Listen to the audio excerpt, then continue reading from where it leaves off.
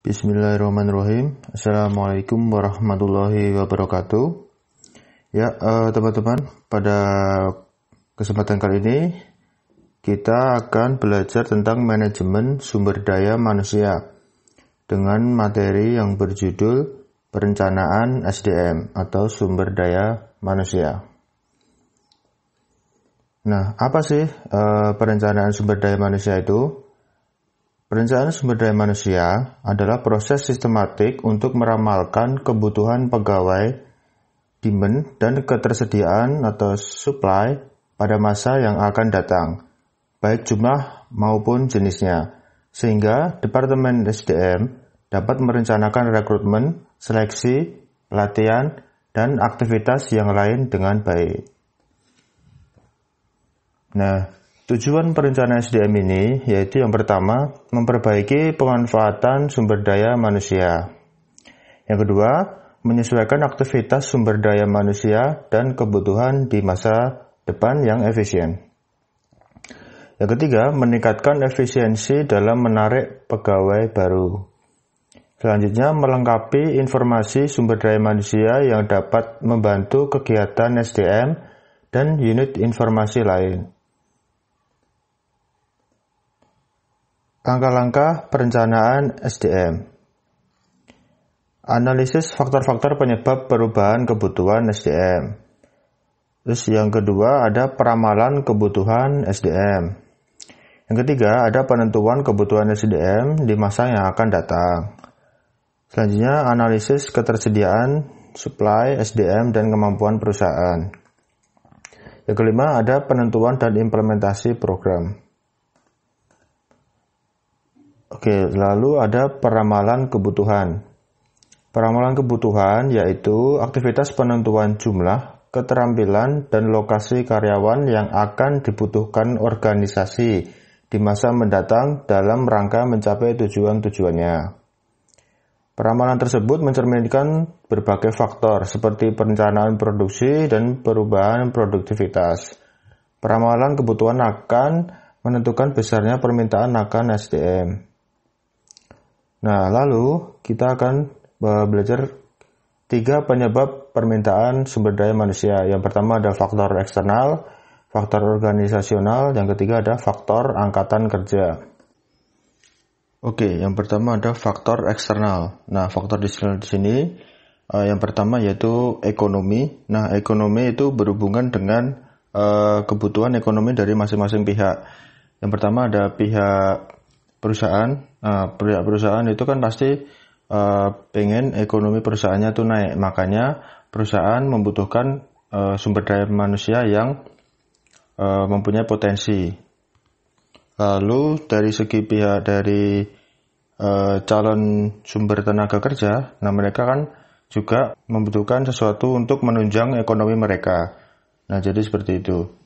Lalu yang kedua ada sosial, politik, hukum. Nah, di sini sosial itu salah satu contohnya yaitu misalkan ada perusahaan di suatu daerah dan perusahaan tersebut memegang peran sosial, yaitu membuka lapangan pekerjaan untuk daerah tersebut.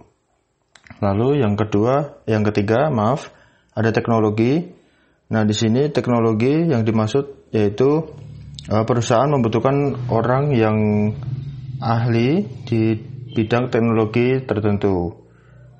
Lalu yang terakhir ada pesaing. Nah, di sini persaingan antar perusahaan ya. Jadi kalau perusahaan mau bersaing, maka perusahaan juga harus mempunyai sumber daya manusia yang berkualitas. Seperti itu.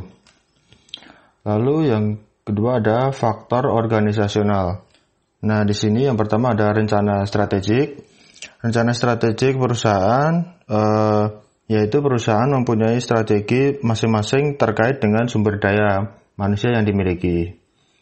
Lalu anggaran. Anggaran di sini tidak cuma gaji karyawan ya, tetapi tentang semua kegiatan sumber daya manusia terkait dengan efisiensi. Jadi bagaimana program-program dilaksanakan sebaik mungkin agar anggaran pun juga tidak terbuang sia-sia. Lalu ada ramalan penjualan dan produksi. Jadi ramalan penjualan itu misalkan perusahaan akan meramalkan atau merencanakan penjualan di suatu daerah tertentu. Nah, berarti manajer SDM perusahaan harus meramalkan butuh berapa sumber daya yang harus diperlukan terkait dengan marketing dari produk yang akan dipasarkan. Lalu ada perusahaan baru. Nah, di sini tentu ya perusahaan baru pasti membutuhkan sumber daya manusia. Lalu yang terakhir ada desain organisasi dan jabatan. Nah, faktor di sini yaitu angkatan kerja. Misalkan ada yang pensiun, lalu yang ada tingkat di bawahnya itu mendapat promote untuk mengisi jabatan yang ada di atasnya. Seperti itu. Lalu yang terakhir ada faktor angkatan kerja. Nah, di sini faktor angkatan kerja yaitu alasan-alasan seseorang itu berhenti bekerja karena ada beberapa faktor. Yang pertama ada pensiun, pengunduran diri, pemberhentian, kematian, dan kemangkiran. Semua itu pasti membutuhkan pengganti. Nah, pengganti itu makanya terjadi permintaan sumber daya manusia. Lalu sumber rekrutmen itu bisa berasal dari eksternal dan internal. Yang pertama, rekrutmen eksternal adalah proses mencari kandidat atau karyawan di luar perusahaan. Cara ini biasanya dilakukan dengan memasang iklan lowongan pekerjaan pada tempat-tempat tertentu atau website. Proses rekrutmen ini adalah yang paling banyak dipertimbangkan oleh HRD atau perekrut ketika mereka diminta untuk mencari kandidat karyawan untuk mengisi posisi pada perusahaan. Kelebihan rekrutmen secara eksternal. Nah, di sini kelebihan rekrutmen secara eksternal yang pertama yaitu memberikan kesempatan untuk menemukan kandidat dengan kemampuan, skill, dan pengalaman yang mampu mengembangkan perusahaan. Hal ini karena rekrutmen eksternal bisa menjangkau lebih banyak orang hingga lebih dari 3 juta orang yang membutuhkan pekerjaan dengan spesifikasi yang dibutuhkan perusahaan.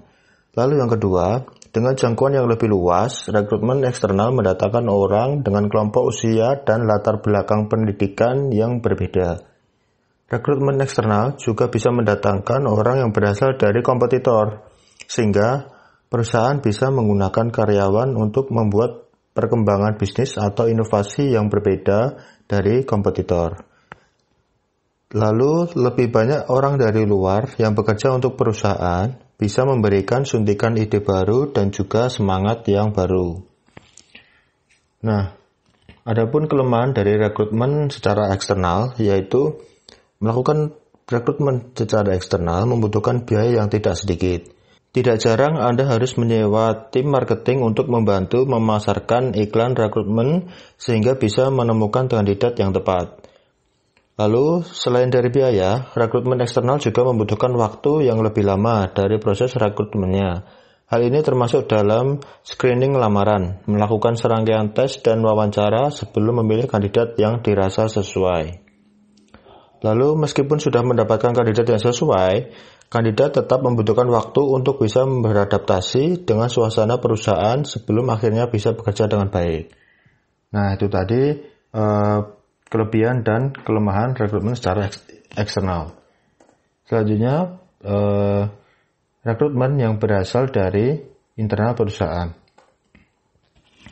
Nah, kebalikan dari rekrutmen eksternal, rekrutmen internal yaitu mencari kandidat yang sesuai untuk mengisi posisi yang kosong dari orang-orang yang berada dalam perusahaan. Meskipun tidak selalu dipertimbangkan oleh HRD, namun rekrutmen internal ternyata masih banyak digunakan di dalam perusahaan hingga 15-20%. Nah, kelebihan rekrutmen internal itu yang pertama, rekrutmen internal tidak membutuhkan dana sebanyak rekrutmen eksternal. Hal ini karena Anda tidak perlu mempublikasi secara luas tentang iklan rekrutmen yang sedang berjalan. Lalu, proses rekrutmen internal juga lebih cepat daripada rekrutmen eksternal. Karena perusahaan sudah mengetahui pribadi orang dalam perusahaan dan juga mengenali cara kerja mereka. Lalu selanjutnya, rekrutmen internal juga mempunyai risiko rendah bila seseorang tidak tidak bisa beradaptasi dengan pekerjaannya, sehingga bisa dipastikan bila kandidat yang dipilih sudah bisa bekerja dengan baik. Lalu, melakukan rekrutmen internal juga bisa menjadi salah satu cara untuk mengembangkan talenta karyawan dengan cara mempromosikan mereka pada posisi yang lebih tinggi. Lalu selanjutnya ada kelemahan rekrutmen secara internal. Meskipun sekilas rekrutmen internal nampak bagus, namun proses rekrutmen ini juga tidak lepas dari kekurangan. Salah satu kekurangannya adalah perusahaan mungkin mempunyai kandidat yang terbatas untuk skill yang dibutuhkan pada posisi tersebut.